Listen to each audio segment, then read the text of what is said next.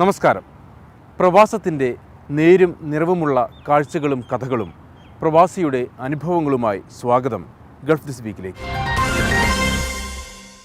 KJ യേശുദാസിൻ്റെ ശബ്ദം കേൾക്കാത്ത ഒരു ദിവസം പോലും ഉണ്ടാകില്ല ഒരു ശരാശരി മലയാളിയുടെ ജീവിതത്തിൽ. മലയാളിയുടെ ജീവിതവുമായി അത്രമേൽ ചേർന്ന് കിടക്കുന്നതാണ് KJ യേശുദാസും അദ്ദേഹത്തിൻ്റെ പാട്ടുകളും.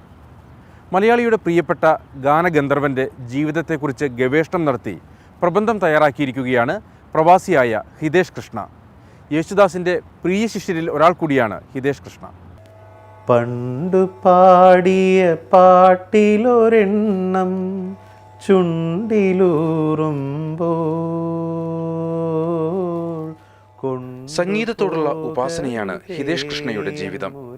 അദ്ദേഹത്തിൻ്റെ ഉപാസനമൂർത്തി മലയാളത്തിൻ്റെ ഗാനഗന്ധർവനാണ്.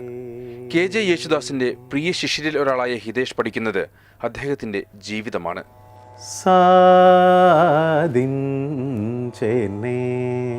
ഓ മനസ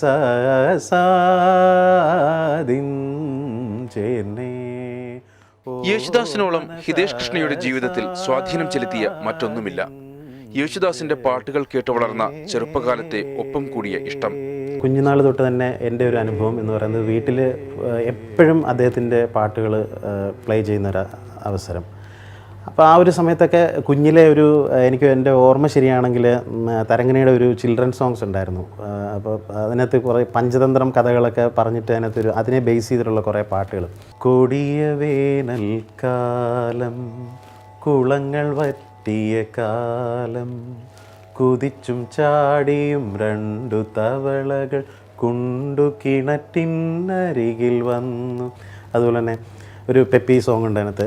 എലിക്കൂട്ടം പൊറുക്കുമ്പോൾ പഴം തട്ടും പുറത്തെങ്ങാണ്ടൊരു ദിനം ഒരു ദിനം ഒരു ദിനം.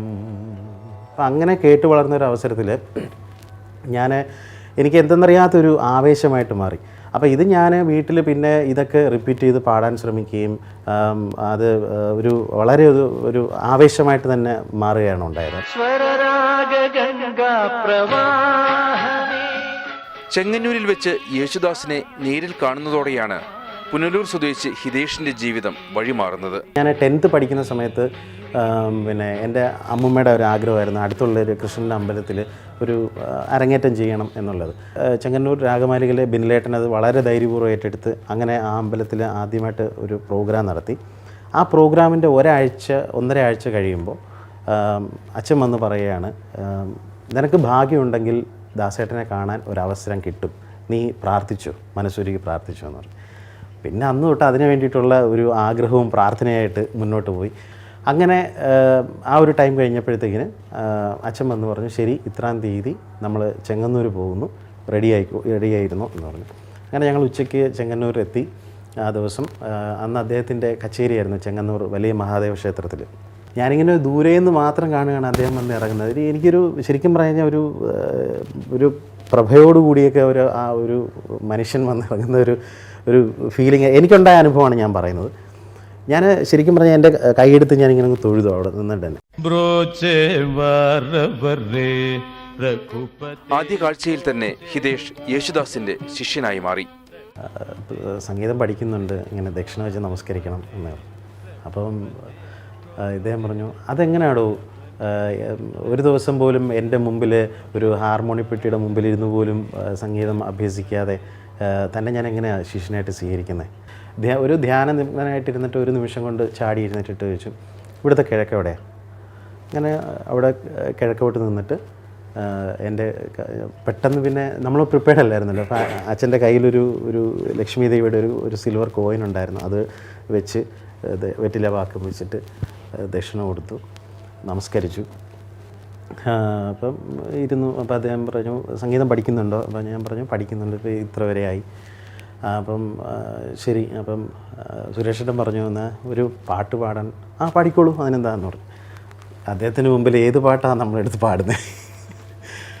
അങ്ങനെ പെട്ടെന്ന് ഞാൻ മനസ്സിൽ എനിക്ക് ഓർമ്മ വന്നത് അദ്ദേഹത്തിൻ്റെ പണ്ട് പാടിയ പാട്ടിലൊരെണ്ണം എന്ന് പറഞ്ഞ ഒരു ലളിതഗാനമുണ്ട്. പണ്ടു പാടിയ പാട്ടിലൊരെണ്ണം ചുണ്ടിലൂറുമ്പോൾ പിന്നീട് സംഗീതമായിരുന്നു ഹിതേഷിന്റെ മനസ്സ് നിറയെ. യേശുദാസിന്റെ മാർഗനിർദ്ദേശങ്ങളിൽ ഓമനക്കുട്ടി ടീച്ചറുടെ ശിഷ്യത്വത്തിൽ സംഗീതത്തിൽ ബിരുദാനന്തര ബിരുദം. പിന്നെ 5 കൊല്ലം യേശുദാസിനൊപ്പം അദ്ദേഹത്തിന്റെ വീട്ടിൽ താമസിച്ച് ഗുരുകുല വിദ്യാഭ്യാസം. യേശുദാസ് എന്തെന്ന് അടുത്തറിഞ്ഞ ദിവസങ്ങളായിരുന്നു അത്. കച്ചേരി സീസണുണ്ട് മദ്രാസിൽ. ആ ഒരു സീസൺ സമയത്ത് അദ്ദേഹത്തിന് രാവിലെ എഴുന്നേൽക്കുന്നത് തന്നെ ബുക്ക് എന്തെങ്കിലും അന്ന് പാടാനുള്ളതോ അല്ലെങ്കിൽ പുതിയതായിട്ട് പഠിക്കാനുള്ള ഇതോ കൃതികളുടെ ത്യാഗരാജസ്വാമികളുടെയോ ദീക്ഷിത സ്വാമികളുടെയോ ഏതെങ്കിലും ഒരു ബുക്ക് എടുത്തിട്ട് അതിൽ നിന്ന് നോക്കി ഓരോന്നും അദ്ദേഹം ഇരുന്ന് പഠിക്കുന്ന ഒരു രീതിയായിരുന്നു അദ്ദേഹത്തിൻ്റെ. അത് മണിക്കൂറുകളോളാണ്. അത് നമ്മളത് കേട്ട് പഠിക്കുക. അതാണ് ശരിക്കും ഗുരുകുലം എന്ന് പറയുന്നത്.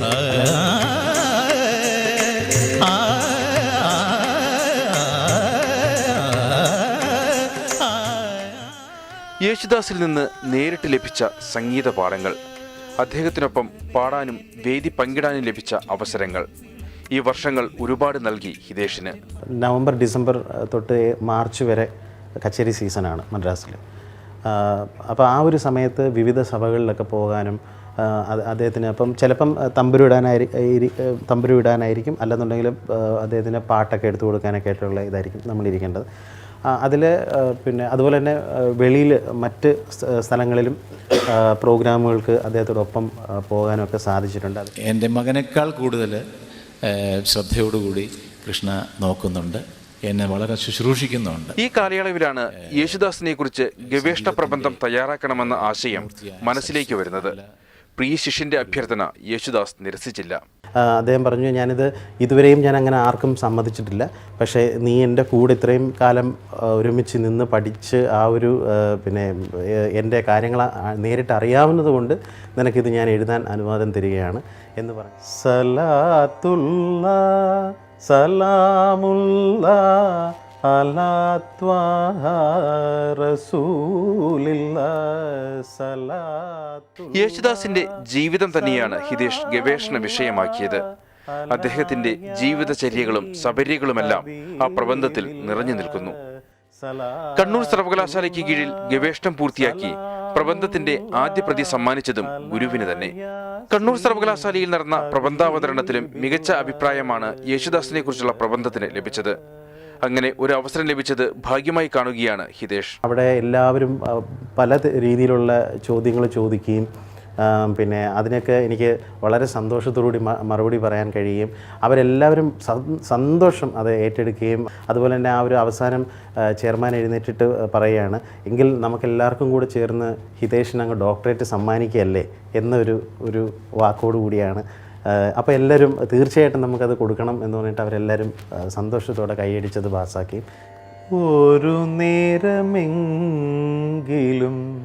കാണാതെ വൈ എൻ്റെ ഗുരുവായൂരപ്പാ നിൻ ദിവ്യരൂപം.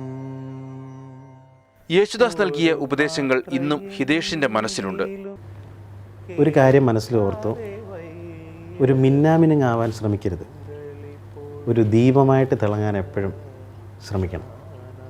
പിന്നെ നിനക്ക് ദൈവം ഒരു അവസരം വെച്ചിട്ടുണ്ടെന്നുണ്ടെങ്കിൽ, നിനക്ക് റിസർവ്ഡ് ആയിട്ടുള്ളൊരു സീറ്റ് ഉണ്ടെങ്കിൽ ആ സീറ്റ് നീയേ ഇരിക്കുകയുള്ളൂ. അവിടെ വേറെ ആരും ഇരിക്കാൻ അദ്ദേഹം സമ്മതിക്കത്തില്ല. അതുകൊണ്ട് ഒരു ഇതും ഇല്ലാതെ, അതായത് ഒരു എന്താ പറയുക, ഒരു ഒന്നിനും വേണ്ടി വെട്ടിപ്പിടിക്കാനായിട്ടുള്ള ഒരു ഇതുമില്ലാതെ ദൈവത്തെ ദൈവ വിചാരത്തോടെ സത്യമായിട്ടുള്ള രീതിയിൽ നീ പ്രവർത്തിച്ചാൽ നീ എത്തേണ്ട സമയത്ത് നീ എത്തേണ്ട സ്ഥലത്ത് എത്തേണ്ടതുപോലെ എത്തും എന്നൊരു ഉപദേശമാണ് അദ്ദേഹം. അതുതന്നെയാണ് ഞാൻ ഇന്നും എൻ്റെ ജീവിതത്തിൽ കൊണ്ടുപോകുന്നത്. പരിശുദ്ധാത്മാവേ നീ എഴുന്നള്ളി വരണമേ എൻ്റെ ഹൃദയത്തിൽ. യേശുദാസിനെ കുറിച്ചുള്ള ഗവേഷണ പ്രബന്ധം ഒരു പുസ്തകമാക്കുന്നതിനുള്ള തയ്യാറെടുപ്പിലാണ് ഹിതേഷ് കൃഷ്ണ. യേശുദാസിന്റെ ജീവിതം വരും തലമുറയ്ക്കറിയാൻ ഇത് വഴിയൊരുക്കുമെന്നാണ് അദ്ദേഹത്തിന്റെ പ്രതീക്ഷ.